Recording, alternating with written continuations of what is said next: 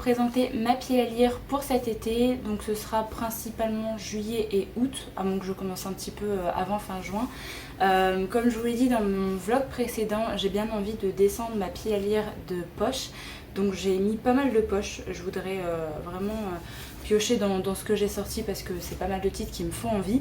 Mais j'ai mis 3 grands formats et 2 semi-poches quand même parce que c'est des titres que j'ai vraiment bien envie de lire cet été. Donc je vais commencer avec les grands formats. J'ai mis Serpent and Dove de Shelby Mayurin qui est sorti chez De Saxus. Parce que le tome 2 arrive très bientôt je crois, donc j'ai bien envie de savoir si le premier tome me plaît pour voir si je continue ou pas la suite. Je me rappelle plus trop de quoi ça parle, mais c'est marqué la guerre entre les sorcières et l'église. Voilà, c'est à peu près tout ce que je sais. Je crois qu'on est dans un roman de fantasy. J'en sais pas plus, mais j'ai vu de très bons avis sur le premier tome, donc j'ai bien envie de le lire cet été pour voir si ça peut me plaire. Ensuite, j'ai bien envie de sortir Les Devis de Lydia Bird de Josie Silver. Je vous l'ai présenté dans un vlog il n'y a pas si longtemps que ça, parce que je l'ai trouvé à ma bouquinerie et c'est un titre qui me fait très envie parce que au niveau du résumé, je sais pas trop dans quoi on va partir. On suit une femme qui a perdu l'amour de sa vie et qui va malheureusement se retrouver à vouloir plus dormir et être dans ses rêves qu'être dans la réalité, parce qu'en fait elle va rêver d'une vie avec lui comme s'il n'était pas décédé. Donc on va suivre ça et je sais pas trop dans quoi on va partir, si c'est plus dans tout ce qui est psychiatrie peut-être, ou alors si on part dans quelque chose de fantastique, je sais pas trop, mais en tout cas ça me tente bien et il est pas trop long, donc voilà, je pense que ça va bien se lire cet été. En plus la couverture toute rose comme ça fait très estival. Un autre Charleston d'ailleurs, c'est La femme au manteau violet de Clarisse Sabart. Alors j'ai hésité entre celui-là et l'autre titre que je vous ai présenté il n'y a pas longtemps aussi. J'ai mis celui-là parce qu'il est plus court, mais l'autre fait très été, donc au pire si jamais je changerai, je prendrai l'autre si c'est l'autre qui me fait le plus envie à ce moment-là. Et là on est on a une double temporalité, on est en 1929 et en 2018. Et il va y avoir une jeune femme qui va se réfugier chez son grand-père et elle va découvrir qu'il avait reçu 15 ans plus tôt un pendentif accompagné de ces quelques mots de la part de Charlotte qui n'a jamais oublié Gabriel, ce souvenir vous revient de droit. Et donc on va un petit peu découvrir le passé justement de son grand-père, des secrets familiaux, etc.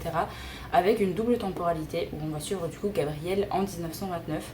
Donc voilà, pourquoi pas, j'aime vraiment bien l'écriture de Clarisse Sabart, donc j'avais bien envie d'en mettre un cet été. Ensuite j'ai mis une petite romance de Jennifer Larmentrout parce que ça fait longtemps que j'ai pas lu de romance vraiment pure d'elle. Là c'est plus des romans fantastiques que je lis en ce moment.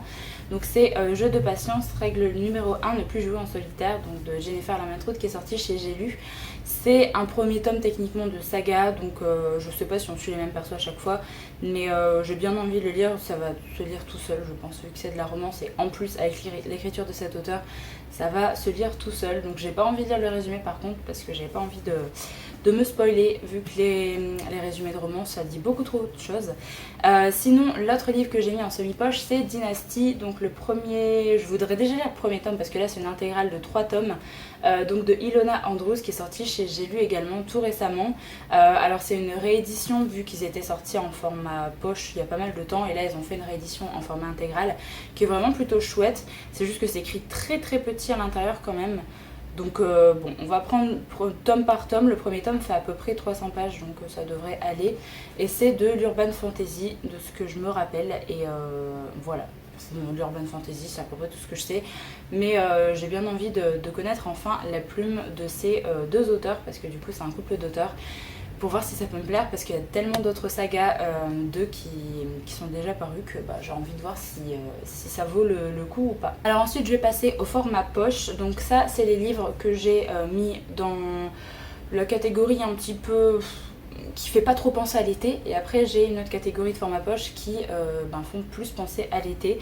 J'ai décidé de mettre De Frontilier parce que ça fait très longtemps que j'en ai pas lu et j'ai bien envie du coup de commencer sa saga avec Annabelle. Donc j'avais commencé la saga Charcot et là il faut lire un peu la saga Annabelle, puis ensuite lire les tomes où ça regroupe les 2 personnages.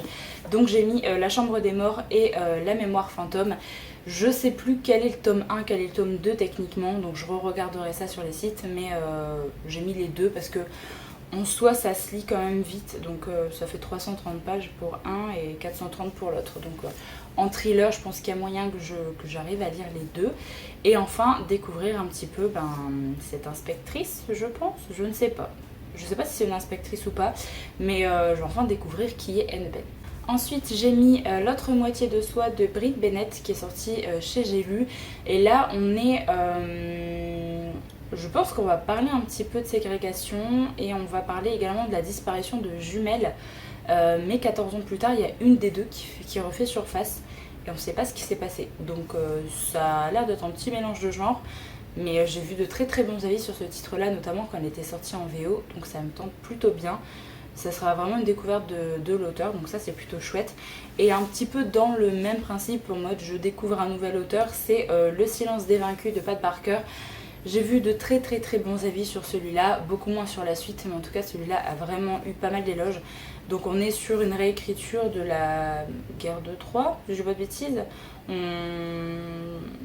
Je crois, on avait les Grecs, etc. Enfin, je me rappelle plus trop, mais je crois que c'est ça.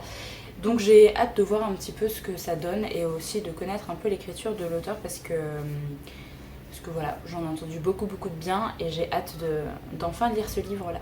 Celui-là, j'aurais pu le mettre dans les livres qui me font un peu penser à l'été parce que c'est Aux douceurs du temps de Véronique Chovy. Au niveau du genre, en fait, ça a l'air d'être assez feel good, j'ai l'impression.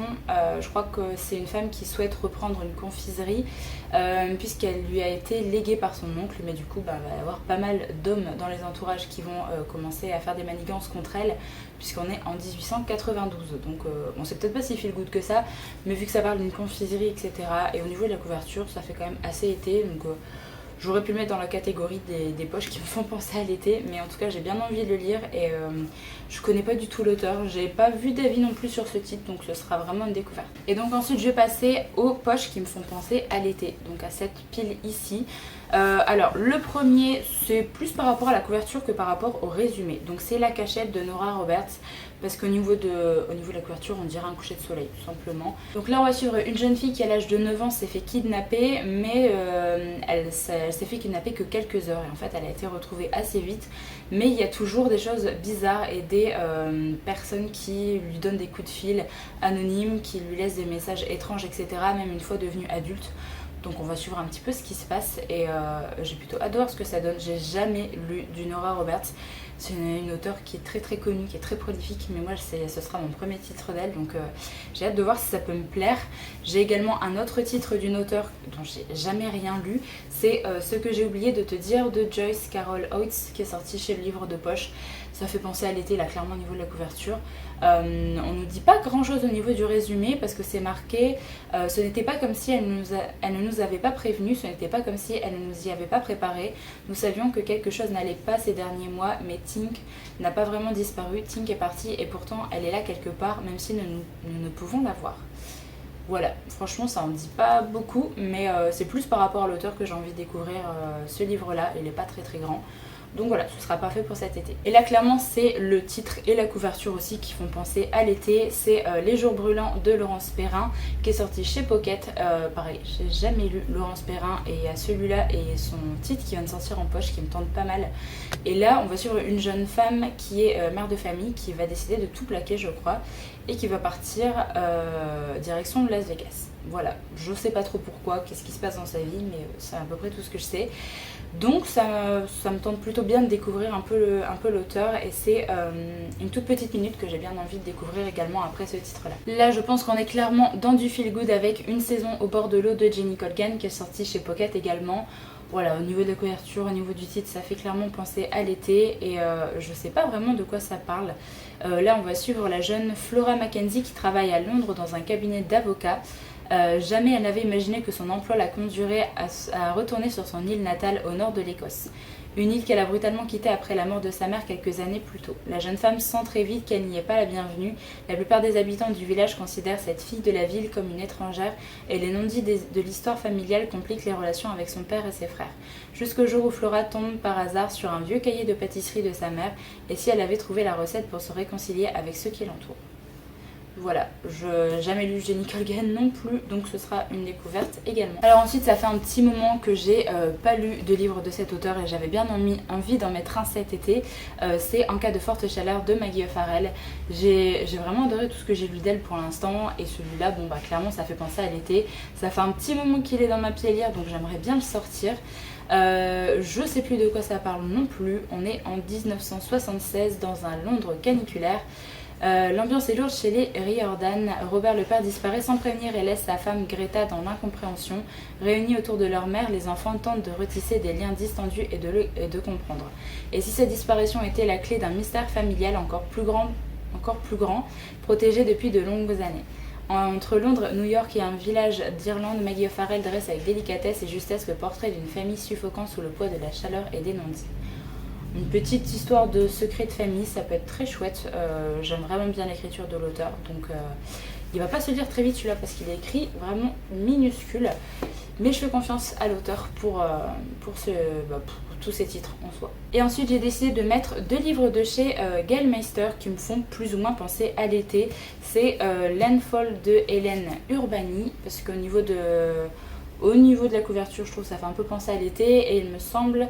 Alors on est en septembre, mais on est au niveau de la Nouvelle-Orléans et on va parler de l'ouragan Katrina. Donc voilà, on va suivre des personnes qui sont des rescapés un petit peu de ça. Et Betty de Tiffany McDaniel, parce que au niveau de la couverture, ça fait penser à l'été. J'aime beaucoup les couleurs. Donc j'avais bien envie d'enfin découvrir ce titre-là que quasiment tout Booktube et tout Bookstagram a lu. Donc voilà, c'est un titre qui est énorme par contre, il fait quasiment 700 pages. Et je sais qu'il y a beaucoup de trigger warning par rapport à ce livre-là. Il y a beaucoup de choses assez compliquées qui sont évoquées dans ce titre. Mais j'ai quand même envie de savoir un petit peu de quoi ça parle. Donc on verra bien. Je n'ai pas trop envie de relire le résumé, mais voilà. Il y avait deux autres titres d'ailleurs de chez Gale-Meister qui me tentaient bien pour cet été, mais je me suis dit qu'on allait être raisonnable parce que ma pile est déjà très grande. Donc j'ai plutôt décidé de choisir cela en priorité. Donc voilà pour ma pile à lire estivale. N'hésitez pas à me donner dans les commentaires votre avis si jamais vous avez lu un des livres que je vous ai présenté. N'hésitez pas également à me dire si jamais vous avez fait une petite pile à lire de l'été et quels sont les titres que vous avez choisis. Je vous remercie du coup d'avoir regardé la vidéo jusqu'au bout, j'espère qu'elle vous a plu. Je vous retrouve très bientôt pour une prochaine, donc en attendant prenez soin de vous.